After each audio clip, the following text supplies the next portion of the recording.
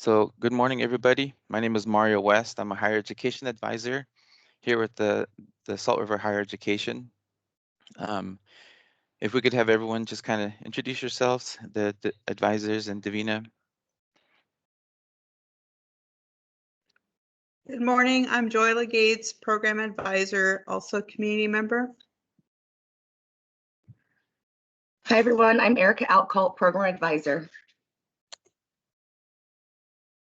Hi, everyone. My name is Davina Leone. I'm the Career Guide Coordinator, and I'm also a community member. Awesome. Thank you. Thank you all. And then we have Maeve joining us and Carmela. Thank you all. All right, so let me go ahead and share my screen.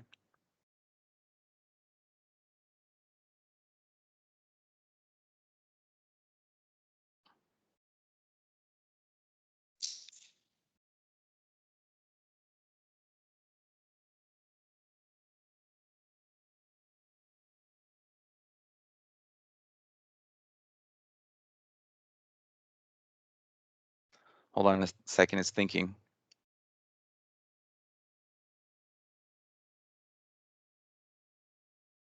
Okay, can you all see this in full screen, or is it small like mine?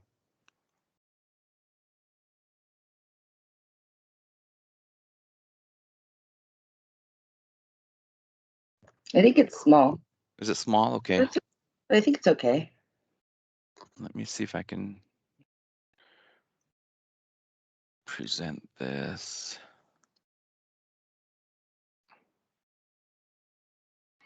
How about now, Erica? It's the same for me, but Is it the same? yeah, but it's fine. Okay. Yeah. Hey, Danelle.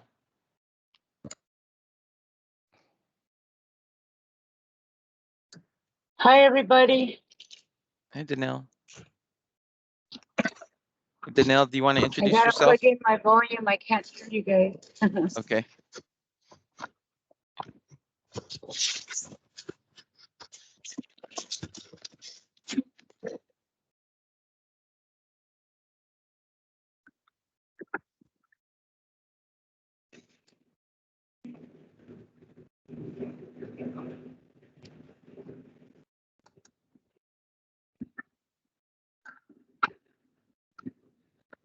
We'll wait a second for Danelle.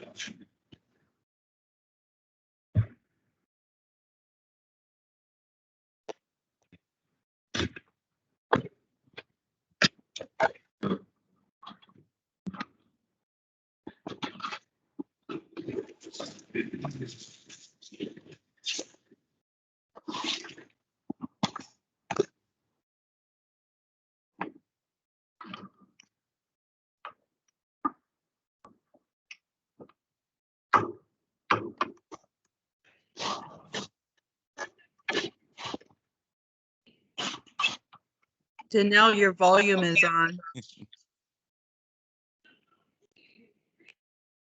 Thank you, Joyla. Thank you, Danelle. Danelle, we'll have you introduce yourself a little bit later once you get everything situated. But I'll go ahead and start the presentation. So today I'm going to present on the higher ed and completing the application and the deadlines. And I'm also going to talk a little bit about higher education and the application, the deadlines, what we cover, what we don't cover, and what we fund and what we don't fund, tuition, in-state and out-of-state, credit hour incentive, and those types of things. So, Skuktash, good day. The Salt River Higher Education Program provides financial assistance, scholarship assistance, recruitment, retention, and education career advising services to community members interested in furthering their education. Participants of the program must be enrolled tribal members of the Salt River Pima Maricopa Indian community. On here in our office, we have Tanya Coakley, who is our accountant. We have Joella Gates, who is our education program advisor. We have Erica Outcalt, who is our education program advisor. We have Danelle Prieto, who is also an education program advisor. And we have Rebecca Ronstadt Contreras, who is our higher education administrator. There's myself, who is a program advisor. And then we have Davina Leon, who is a career guide coordinator. So here are some of our important deadlines. It's kind of hard to see. Down here we have April 30th, July 31st, October 31st, and January 31st for the vocational schools. And then for the college and universities, we have June 30th, November 30th, and April 30th. So just a reminder that the upcoming deadlines is for the fall for academic, which is June 30th, and for the vocational is July 31st. So that's one thing I always try to tell my students, just to keep in mind of the deadlines that are coming up. All right, so the types of financial assistance that we offer is tuition and fees. We also offer required books and supplies, or we cover required books and supplies. We have the credit hour incentive, and we also offer childcare. So what does the higher education program assist with? So what we fund is tuition and mandatory fees for most in-state Arizona schools. Out-of-state schools, maximum Arizona resident rate plus the remaining 75% of tuition. We also fund required books and supplies as listed on the syllabus. And we fund childcare during the time that the student is enrolled in courses. Some of the things we don't fund is housing, rent, dorm rooms, places to live, meal plans, phones, certification test fees, test preparation fees or classes, parking passes, bus passes, transportation, health insurance, copays, late fees, payment plan fees, and recommended books. Some of the additional fees that we do cover are the cost for freshman enrollment deposits, application fee reimbursement up to 3 college universities, and SAT and ACT prep course fees for the high school students.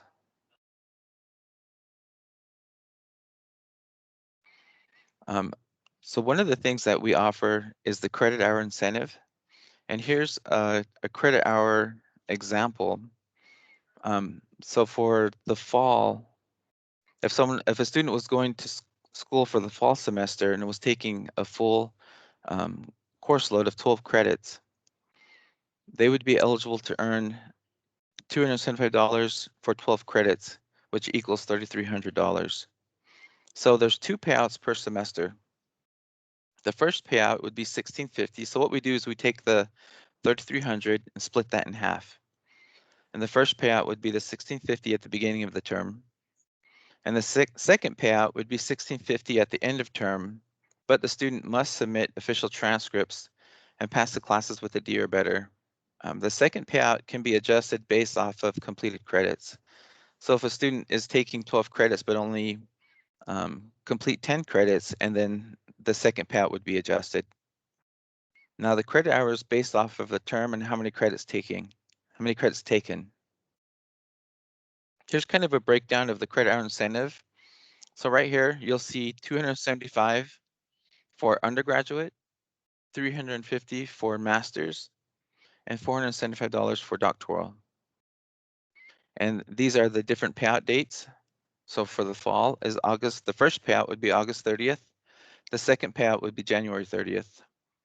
For spring, the first payout would be January 30th, and the second payout would be June 30th. And for summer, the first payout would be June 30th, and the second payout would be August 30th.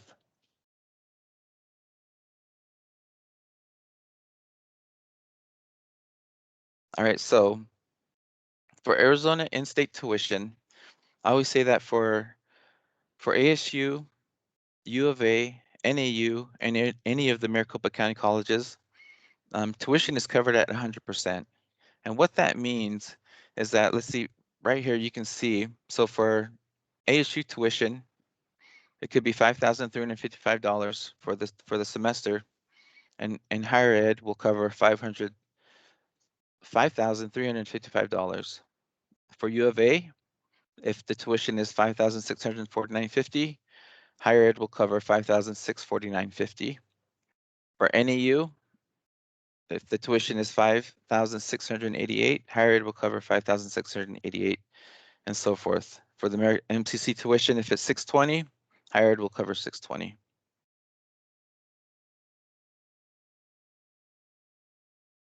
And here's just the Arizona in-state tuition example. An undergraduate tuition example would be for, let's say, U of A. And just like I mentioned in the previous slide, if the in-state tuition is $5,649, the max Arizona tuition rate is $5,649, which there wouldn't be a balance, and higher ed would cover the full balance, so there wouldn't be any out-of-pocket costs.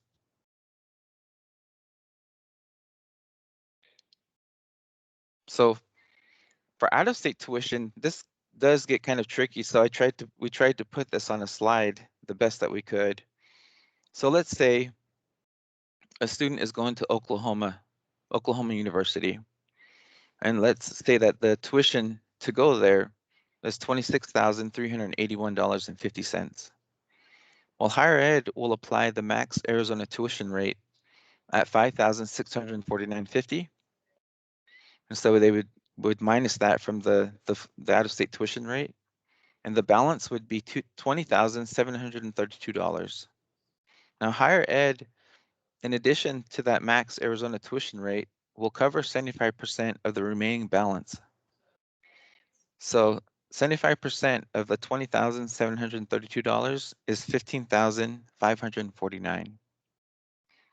And if you add the $15,549 and the $5,649.50 together, the total balance that higher ed would cover would be $21,198.50, and that leaves a remaining balance of $5,183 that the student would be responsible to cover.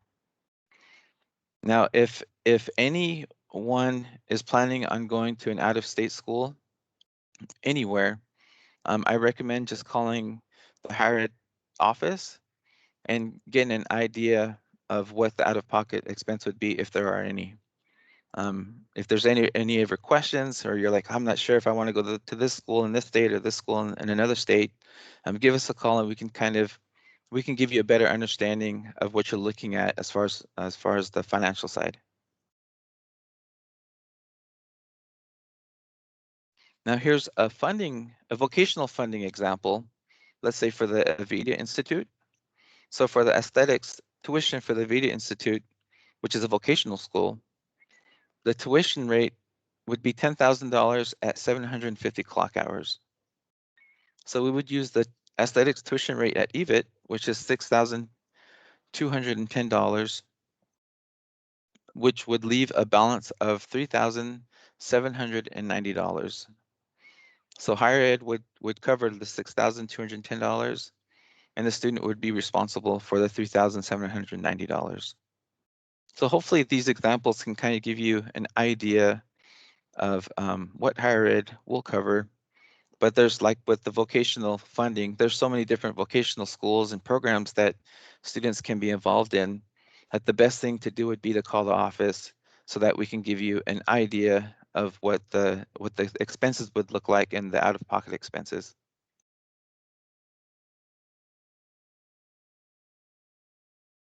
All right, so on to the next. You can find our website at he.saltriverschools.org, which you can also find our application that we do have online. All of the documents for the application can be found on this website. I urge you, if you haven't gone to it, to view it and kind of get familiar with it. All right, so let's go over some important terms. One of the important terms that we use a lot is the FAFSA, and the FAFSA is actually the free application for federal student aid.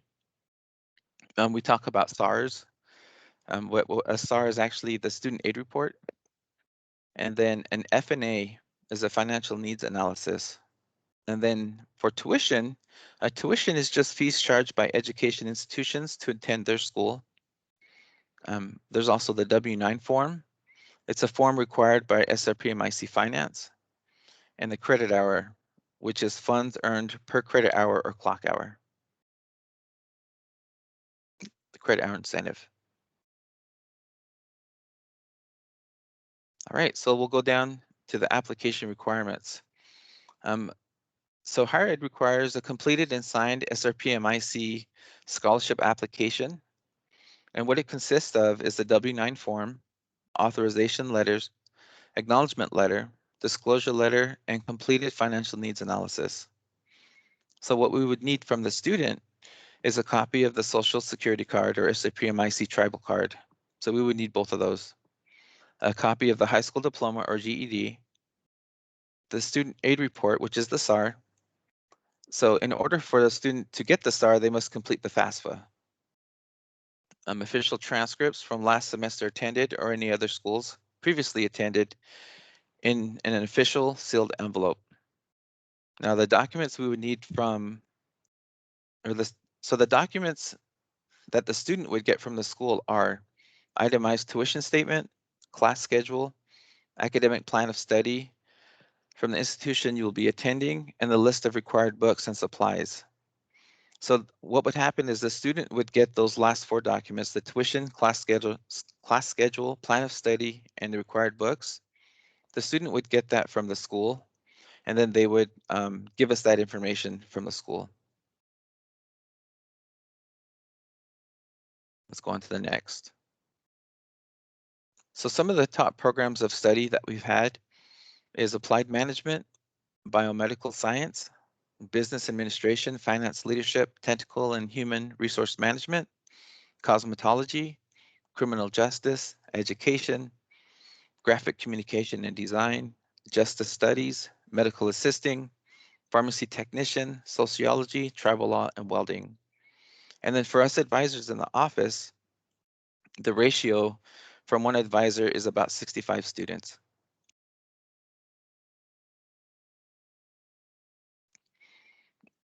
Another thing that we have in our office is, so us advisors are broken down. We all have a guided pathway that we're responsible for. And the guided pathway, what they do is they provide specific academic roadmaps for each program so that the student has a clear understanding of what courses they need to take and when they will graduate.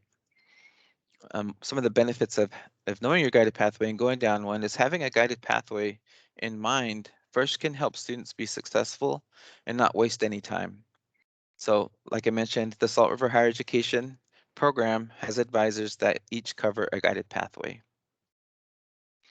And some of the guided pathways are like applied technology, there's health, there's STEM, and so forth.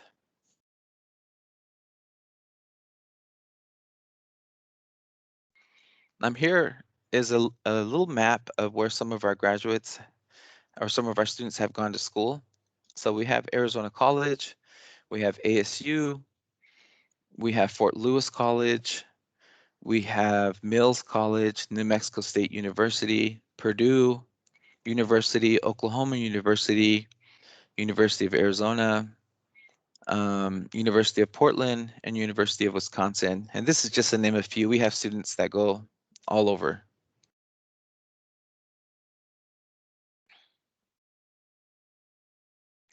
All right, so here is a thank you.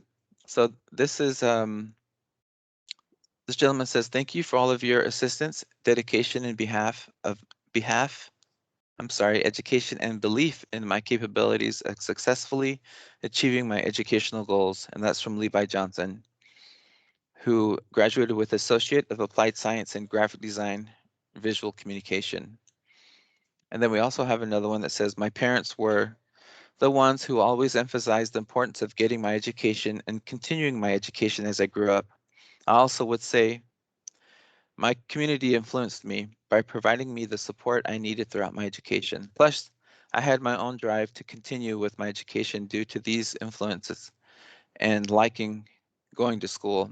Courtney Wood, who graduated with a Bachelor of Science in Biomedical Sciences. So that pretty much ends it all for the presentation of kind of what we go over. I know I kind of went over everything kind of fast. So does anybody have any questions?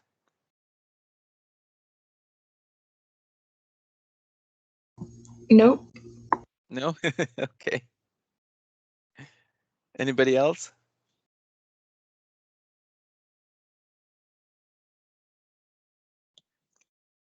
Joel, Erica, or Danelle and Davina, do you guys want to add anything?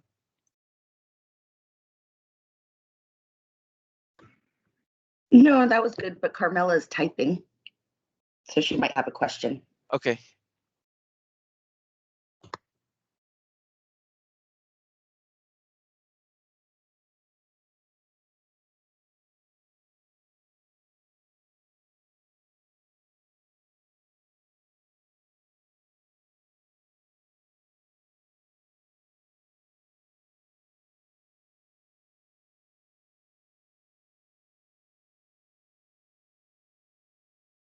Do one of y'all want to answer that question? Let me stop presenting.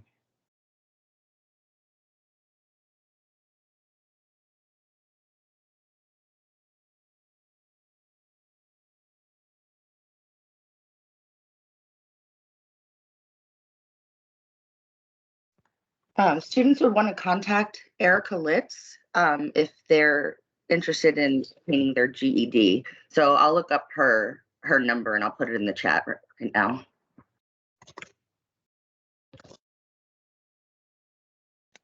Thank you for that question, Carmela. So Erica Litt.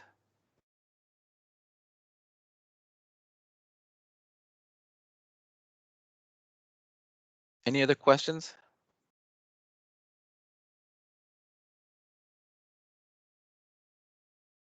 Thanks, Joella.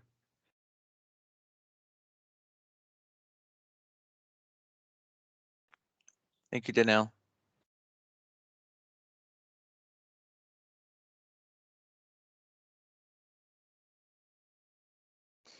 Thank you, Carmela. All right, so do we have any other questions?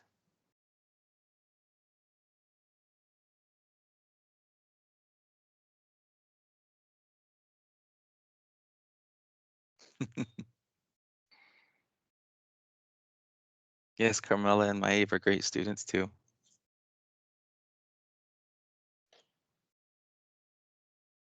All right, last call. Any other questions, or does any advisors have anything they want to add? Oh, Carmela asked if there's any tutoring available.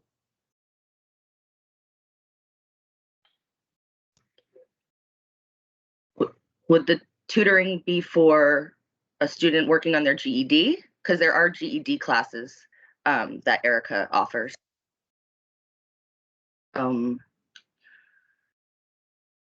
The step-up tutors right now only cover elementary and high school students, I believe, but I do think that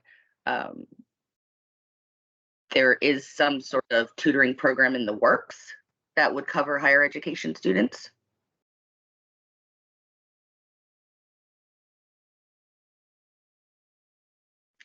So yes, there are free GED classes offered. I believe they're held at ALA, and Erica Litz teach them.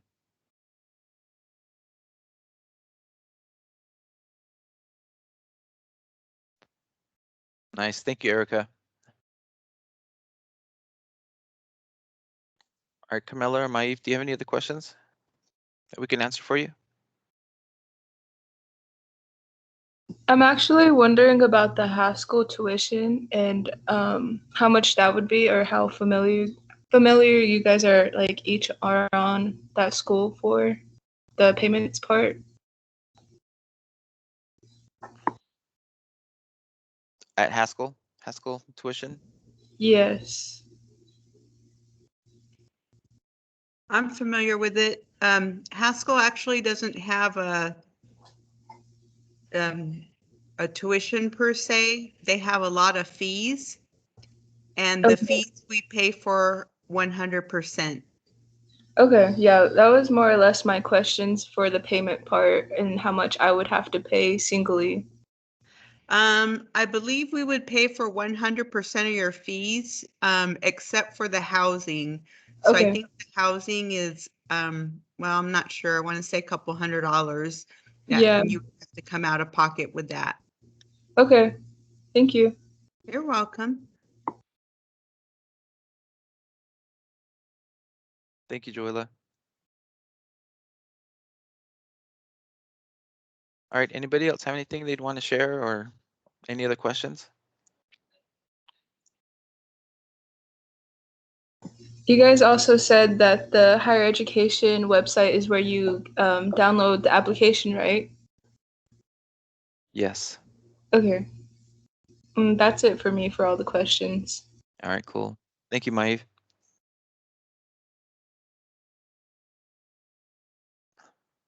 Okay, advisors.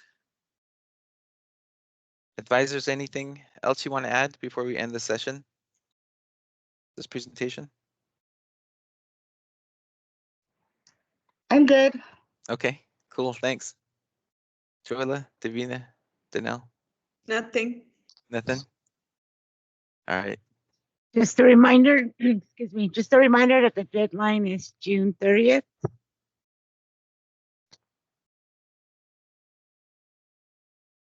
cool. Thank you, Danelle. All right, everyone. Well, thank you so much for attending. Thank you for the questions. You know, higher ed is such a wonderful place, and we have such a wonderful program, and we are here to help you. We're here to help the students. We want you to succeed. We want you to progress, and we want to be there to help you. So if you ever have any questions, you can call the office 480-362-2547.